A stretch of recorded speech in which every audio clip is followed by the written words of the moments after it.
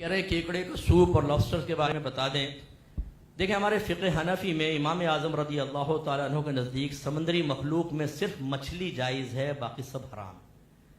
امام شافعی رضی اللہ تعالیٰ عنہ مطلقاً تمام سمندری مخلوق کو جو کھانے کے لائق ہیں ان کو جائز قرار دیتے ہیں۔ امام اعظم صرف مچھلی کو جائز قرار دیتے ہیں۔ سوال پیدا ہوتا ہے مچھلی کسے کہتے ہیں؟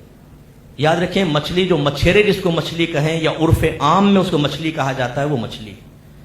بعض کہتے ہیں گلپھڑے ہونے چاہیے، بعض کہتے ہیں وہ سانپ کی طرح نہ ہو، پتہ نہیں کیا کچھ نشانیاں، یہ عرف پر محمول ہوتا ہے جس کو مچھلی کہا جاتا ہے وہ۔ اسی لیے جھینگے میں اختلاف ہے کہ بعض نے اس کو کیڑوں کی فیملی سے مانا ہے اور بعض نے اس کو مچھلی کی فیملی سے مانا۔ تو ہمارے ہاں جو مچھیرے آتے ہیں آپ نے دیکھا ہوگا، میرے علاقے میں جب آتے تھے مجھے نہیں پتا یہاں کیا ہے، لیکن وہ جھینگا مچھی وہ جھینگا مچھی کہتے تھے۔ تو اس لیے اس میں علماء کا اختلاف ہوا، جو کہتے ہیں کہ یہ مچھلی کی قسم میں سے اور مچھلی جائز ہے وہ کہتے ہیں جھینگا کھانا جائز، اور جو اس کو کیڑوں کی فیملی سے مانتے ہیں وہ کہتے ہیں کیڑا ہے اور سمندری مخلوق میں مچھلی کے علاوہ کھانا ناجائز، سنت ہے ناجائز۔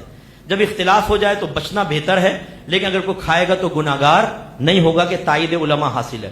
باقی کیکڑے کا سوپ، لابسٹر وغیرہ یہ غیر مخلوق ہے، ان کے یہ مچھلی کے علاوہ ہے، یہ جائز نہیں ہے۔ ہاں ایک مشہور ضابطہ ہے الضرورات تبیح المحظورات، کہ ضرورتیں مباح چیز کو ممنوع چیز کو مباح کر دیتی ہیں۔ ضرورت ہو تو پھر وقتی طور پر انسان استعمال کر سکتا ہے، جیسے دمے کے مریض ہوتے ہیں اور سردیوں کے اندر ان کا دمہ بڑھتا ہے تو بعض اوقات ڈاکٹر سجیسٹ کرتے ہیں کہ آپ کیکڑے کا سوپ پئیں، اس سے آپ کو سانس میں آسانی ہوگی۔